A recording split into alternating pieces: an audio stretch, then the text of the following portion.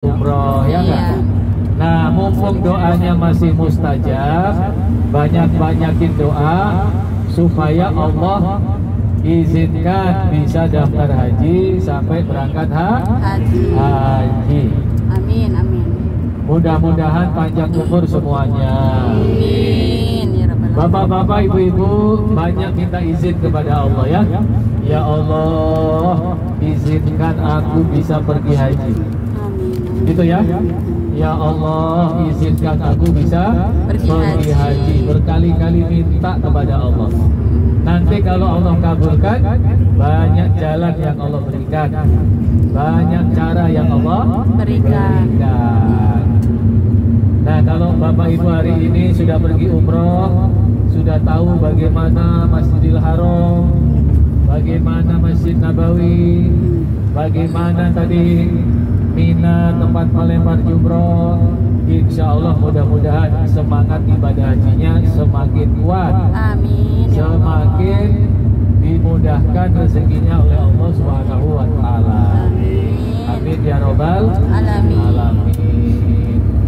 Bapak-bapak, ibu-ibu, alhamdulillah banyak hikmah yang bisa kita petik di dalam perjalanan umroh ini.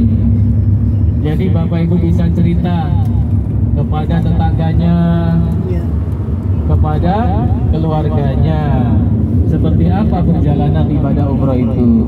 Ternyata bukan hanya tawaf dan sa'i saja, tapi juga banyak hikmah-hikmah yang kita pelajari dalam perjalanan city tour atau ziarah.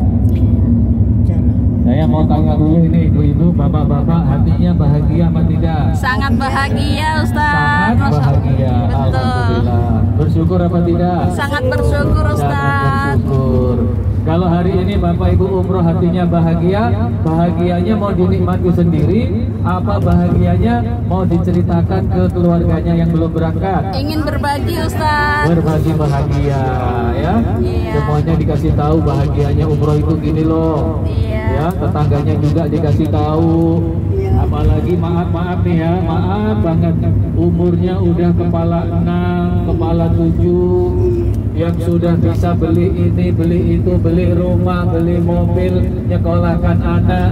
Masa sih untuk pergi ke tanah suci melaksanakan umroh gak bisa? Iya Ustaz, Nah, benar. itu Bapak Ibu rugi loh ya. Iya. Kalau seumur-umur belum pergi ke Mekah, mau ngejar pahalanya nggak bisa. Iya. Wong ibu di Mekah saja satu kali sholat subuh itu bandingannya kalau di tanah air 100.000 kali sholat subuh. Masya Allah. Coba 100.000 kali sholat subuh berarti 100.000 hari. 100.000 hari berapa tahun itu? Masya Allah. Mau ngejar pahala sholat subuh aja nggak bisa. Apalagi sholat 5 waktu. Iya. Apalagi Bapak Ibu sholat duha, sholat tahajud, itu yang di tanah air mau ngejar pahalanya nggak bisa.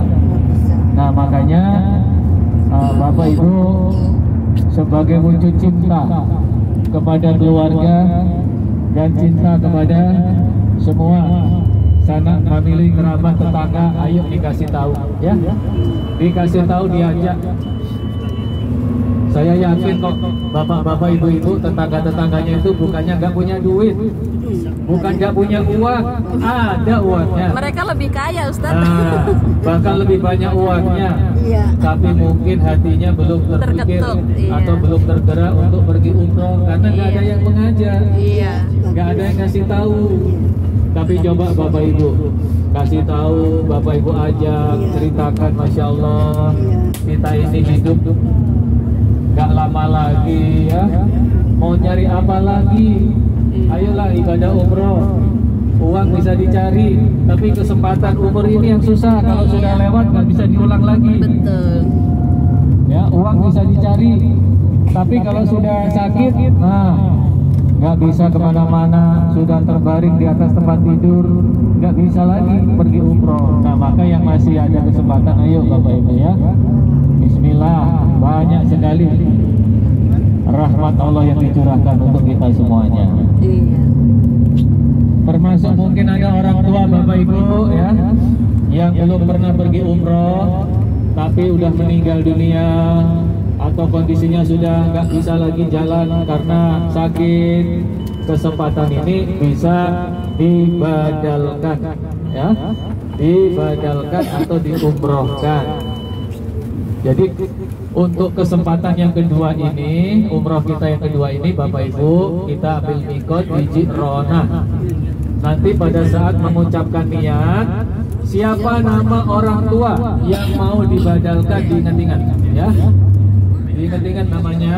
Nanti saya pandu, saya bimbing untuk melafazkan niat umroh untuk orang tua, atau boleh juga anak yang sudah meninggal, atau suami atau istri atau kakek nenek. Yang penting syaratnya sudah meninggal atau sudah sakit yang nggak mungkin lagi bisa pergi jauh. Jangan masih hidup dibadalkan. Kalau masih hidup dibadalkan, nanti yang dibadalkan itu tahu, tersinggung. Aku masih hidup mau badalkan, nah, sama dengan kau doakan aku mati. Nah, jadi Bapak Ibu, kita ini satu orang hanya bisa mengumrohkan atau membadalkan satu nama. Jika memang bapak-bapak, ibu-ibu ada lebih dari satu nama yang mau diumrahkan, nah, sedangkan kesempatan Bapak Ibu hanya bisa satu nama, maka Bapak Ibu bisa menitip badal umroh kepada kami yang setiap saat, setiap bulan pergi ke Mekah, atau kepada ustadz-ustadz pembimbing kita yang memang tinggalnya di Mekah. Nah, tinggalnya di Mekah, setiap hari tinggal di Mekah, bisa umrah setiap hari, insya Allah siap membantu jika memang Bapak Ibu ada nama orang tua yang belum diumrohkan. Biayanya murah Bapak Ibu, hanya 2 juta. 2 juta itu apa sih Bapak Ibu dibandingkan dengan jasa orang tua kita? Coba seandainya 2 juta itu dikasih ke orang tua, "Ma, ini buat ganti dulu pernah nyusuin aku." Gak ada apa-apanya Bapak Ibu. Jangankan 2 juta, berapa miliar pun gak bisa mengganti air susu yang sudah diberikan oleh ibu kita, ya, ayah kita yang bekerja siang malam, bercucuran keringat, banteng tulang. Nah, itu gak sebanding Bapak Ibu. Berapapun uang kita miliki, kita kasih, gak sebanding. Tapi kalau Bapak Ibu umrohkan, Bapak Ibu badalkan hanya dengan 2 juta, maka orang tua mendapat pahala umroh, derajat orang tua diangkat oleh Allah, dan orang tua kelak di surga akan bertanya, "Ya Allah, kenapa surgaku jadi setinggi ini ya Allah?" Maka Allah menjawab, "Itu karena anakmu, itu karena anakmu yang soleh, anakmu yang telah mengumrohkan kamu, anakmu yang telah memohonkan ampunan atas dosamu." Masya Allah, orang tua kita bahagia Bapak Ibu, bahagia orang tua kita, karena surganya diangkat oleh Allah sebab kita mengumrohkan di dunia ini. Maka tidak mungkin orang tua kita tinggal diam. Pasti orang tua kita berkata, "Ya Allah, aku ridho dengan anakku ya Allah, masukkan anakku ke dalam surgamu ya Allah." Amin. Nah, itulah Bapak Ibu.